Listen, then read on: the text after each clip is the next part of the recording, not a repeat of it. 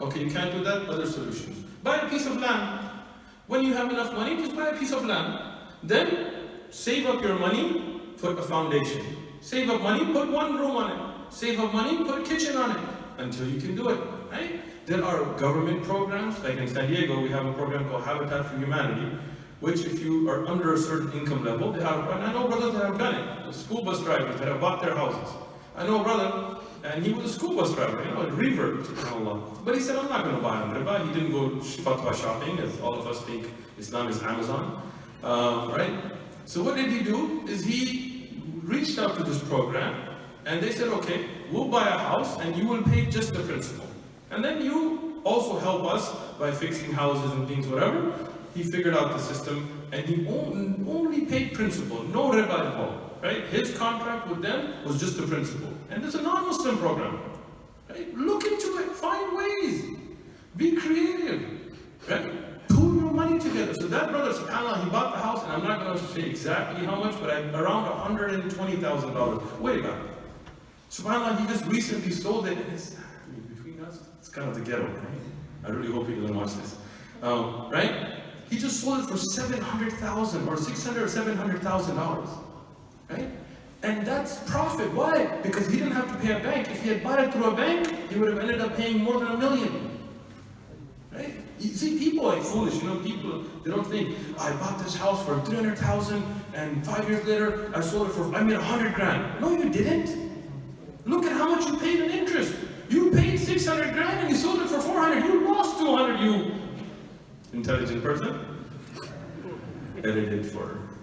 Anyway, right? So there are solutions. There are families I know in San Diego that pool their money together. Personally, people I know, it's not like could be or maybe, right? 6 families, all related. They came, they said, okay, we're going to buy houses, none of us are going to use interest. Every one of us puts in a certain amount every month. When we have enough to buy a house, we're going to draw names. So it's fair. We draw a name, whoever name comes up, we buy a house in accordance to what we've saved. Then we're going to keep putting that money in. Next time, we give a time limit, then we draw a second name. Third, I know them personally, all of them have now houses without interest.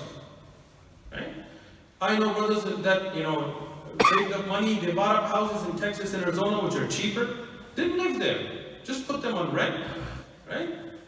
5, 10 years later, sold those houses, brought the profits, saved all the rents, bought houses in San Diego, right? There are many ways.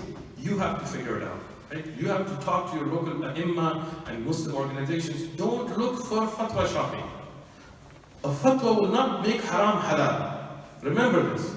If that was true, then the Yahud and Nasara could have said that we just followed our priests, right? Everything has to be in accordance with the Quran and Sunnah.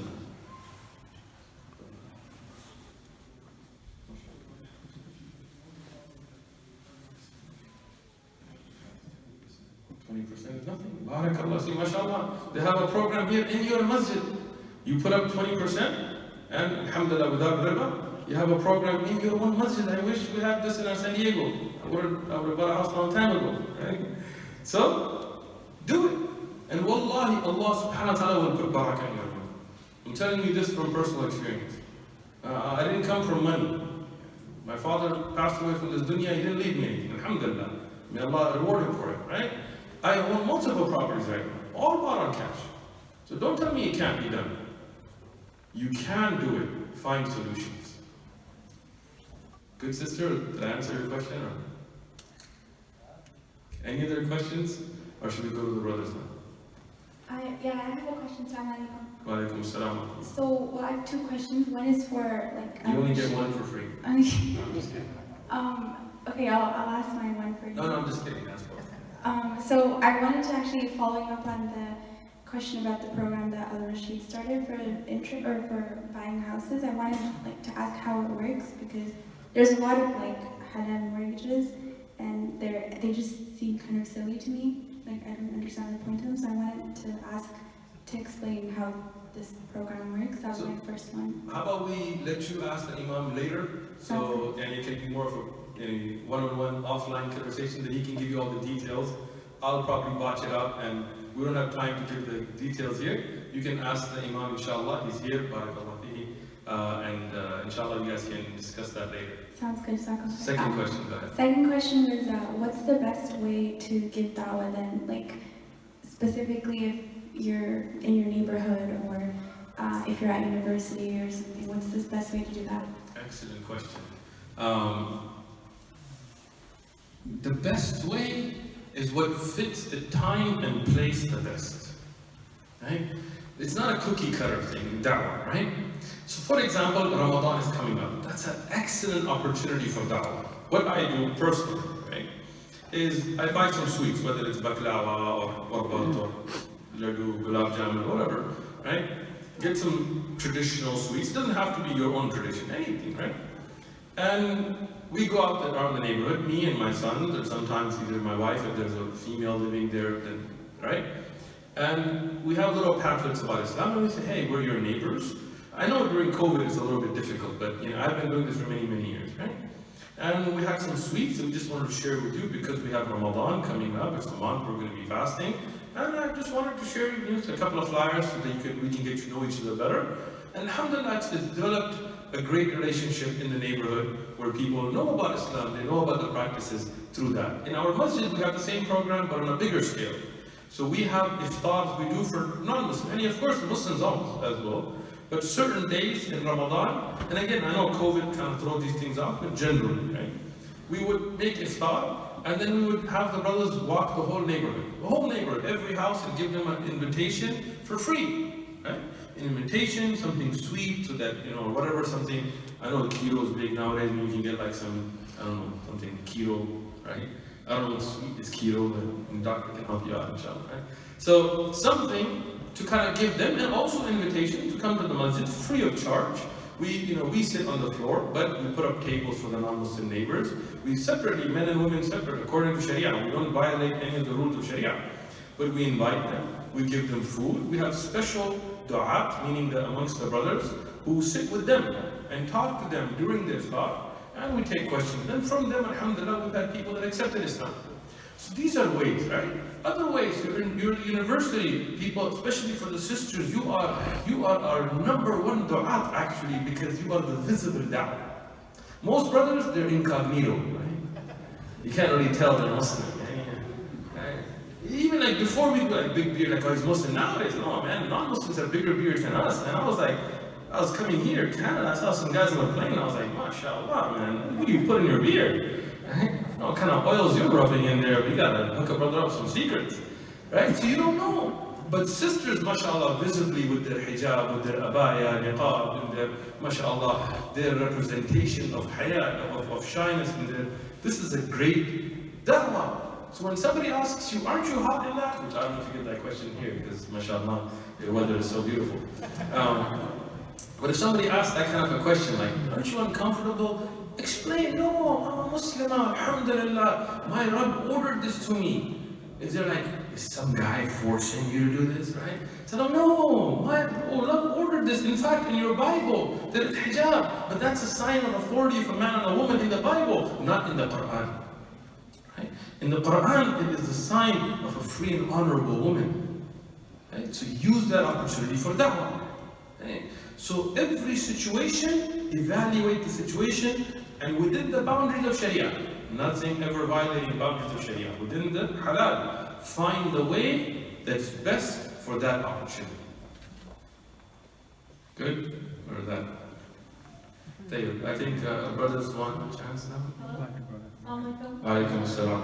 Go ahead, sister. I have a question. I don't mean to expose any sins, but my husband has a student loan, and he's in his 3rd year, and now he wants to take time off and just work to pay off his student loan, but it's a lot. So I was just wondering if it's better for him to take out another loan and finish his 4th year so he can get a job and pay off the loan faster, or is it better for him to just work and pay it back? Which is, I don't know. That's a great question.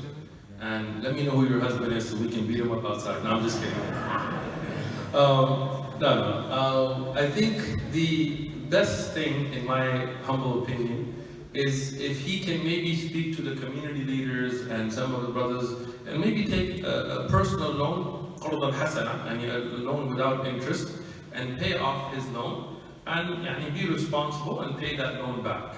If he can get maybe from family, Wallahu a'lam, try to utilize resources the best he can. I would never suggest taking more riba. Like that's not really going to solve the situation because then he's going to have more things to pay back, right? Nor do I suggest that he stops with education because obviously we want our brothers and sisters moving forward in their life and their education. So try to find some way to pay off. And I know it might be a large amount, but mashallah, Muslims in Canada, you guys are doing well, mashallah. And maybe he can find an organization or a brother or a group or maybe pool some money together with family to pay off the loan and then continue without ever touching riba again, inshallah, and being responsible and paying that back. We don't want then, him not paying that and people having to hunt him down and stuff, right? If that doesn't work for you, then talk to your community leaders and see what's best. Then try to see what you can do. That's best, inshallah. Dave, just 1 second, Chief. Come on.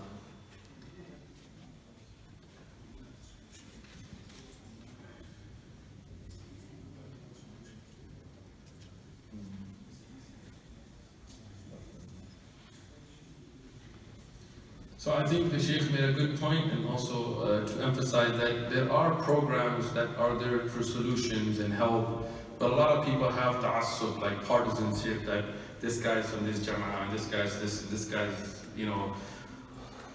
Really, as Muslims, we have to unite. That's the only way we can have solutions, right? Alhamdulillah, we're all Muslim. We all believe in the Quran, we all believe in the Sunnah, we all believe in the same aqidah. We may have differences in approaching, right? What is the best way to revive the ummah? We might have differences in fiqh. We might have differences bayn al-madahib and things like this, but that cannot separate us. As long as we are upon the Quran, the Sunnah, and the aqidah sahiha, we have to be united, right? And that's the only way we can move forward. If we're going to be like, you're Sheikh Fulan, and I'm Sheikh Fulan, and you're this, and you're that, and this, then it's never going to be resolved, right? We all sit together, come on the Kitab al Sunnah, and work together. And like the Sheikh is saying, there are resources that are available for the community to try to get through that, inshallah. I think one more from the sisters, and then we'll start the brothers, inshallah. I know we let the sisters go first, but the brothers are getting antsy. Yes, assalamu alaikum. The question was, how do you deal with regret? How do you cope with it? Regret? Yeah. I don't have regret. I have tawbah, and I repent, and I have tadabbur, to contemplate on mistakes and correct. But past that, we don't believe in regret, right? Because everything, qadar Allah, wa ma sha'a fa'al.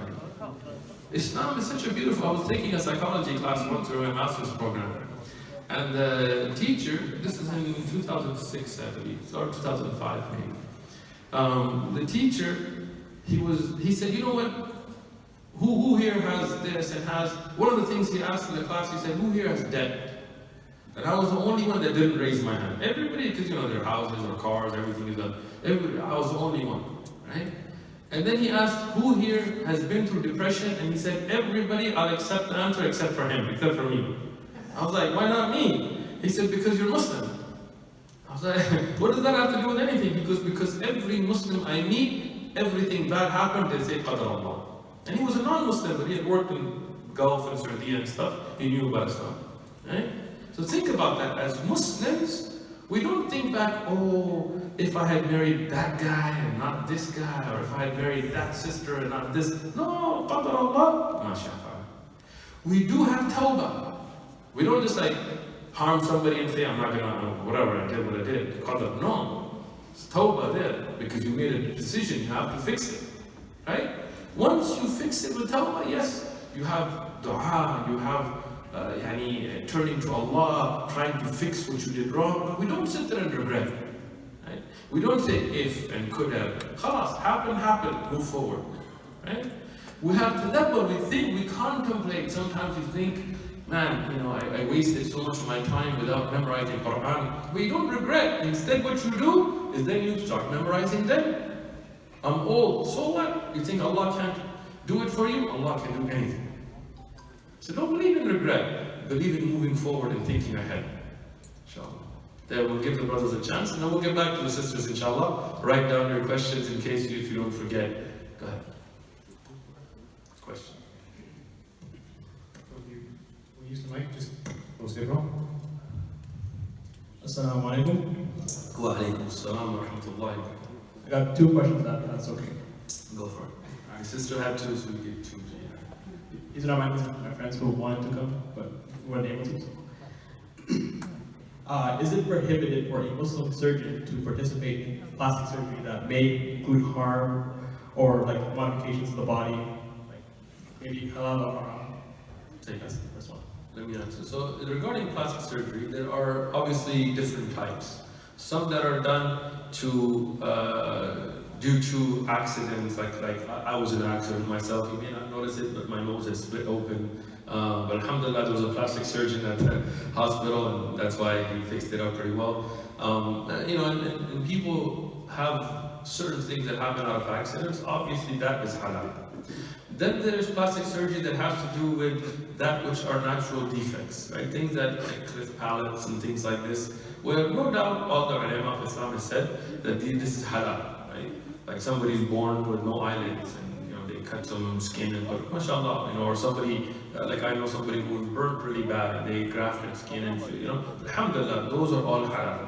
Then you have plastic surgery that is, I'm not going to get into the details of, but are really trying to enhance the human body in ways that really don't need to be, and they really harm society because they set up an image of a woman that would make regular beautiful woman feel ugly because they set this impossible image, and then it harms some of those silicones leak, and then there's all kinds of, I work in the med device industry, I know a lot of these things, or they set up things with men and in ways that aren't natural, and then it causes many harms in society, and many of those have harmful effects on the body and so on, so that would not be permissible, right? So if you are a plastic surgeon, then you can work, it's okay, you don't have to hide it, it's alright bro, mashallah, Allah bless it for you, it's alright.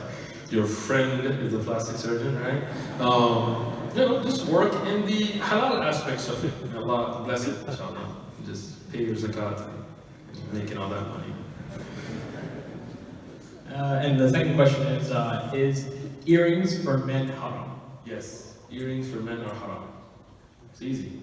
I don't give fatwa. All I do is convey the knowledge that I learned from our shuyukh, right? Sheikh Abdul ibn Baz, Sheikh ibn Uthaymeen, my own shuyukh like Sheikh Abu Muhammad and those, they have written works on this, by earrings for men are haram. Zina or beautification for men is in first and foremost their honor and their beards and their manlyhood and things like this. The only other thing is a ring. There is jawaz for ring because Rasulullah ﷺ had a ring. Even though the ring of Rasulullah was not for zina, not for beautification, it was a stamp, khatam, right? But because Rasulullah wore a ring, men can wear a ring. Bracelets, necklaces, earrings, nose rings, nipple rings, yes, there are men having to. Earrings that are put in your, I don't know what you call it, eyebrows. Come on guys, what's wrong with you guys, man? And be men, man. Come out there, mashallah, looking dignified, nice, fancy thiyab and mishla like this. You look good, that's it, khalas. Why you gotta look feminine to try to look good? Earrings for women are halal, just on the side. Jazakallah khair. Wait up. You have to get his attention. Assalamu Wa alaikum assalam. alaikum. Hayyakum Allah, alhamdulillah. I just had a question about the debt that you said earlier. You said that you had like no debt in school and you went to the master's program. Barakallah feek, tabarakallah. I just wanted you to explain how you paid that off and how you went about that. I work a full-time job. Alhamdulillah, I never took any debt. I've never taken a loan in my life, alhamdulillah. And I didn't, it's not like my parents paid for my schooling or any organization. Alhamdulillah, I had some grants. I had some scholarships, academic scholarships. No loans, but grants. But at the same time, I worked. I used to go to school and I used to work. And I didn't waste money. I had friends that were in college with me that were buying 50-inch TVs, and at that time that was a big deal. Or things like that. Nowadays, like just 50, right? Right? And they were getting all kinds of loans and spending it on nice cars and things. And I was buying the Geo Metro. You know what a Geo Metro is? I didn't think so, because it's got no front seat and back window. No, I'm just kidding. You had windows, but the windows didn't work. And the Geo Metro was like really small, like messed up car. Like it had a crank window, which the young guys are like, what the is that, right?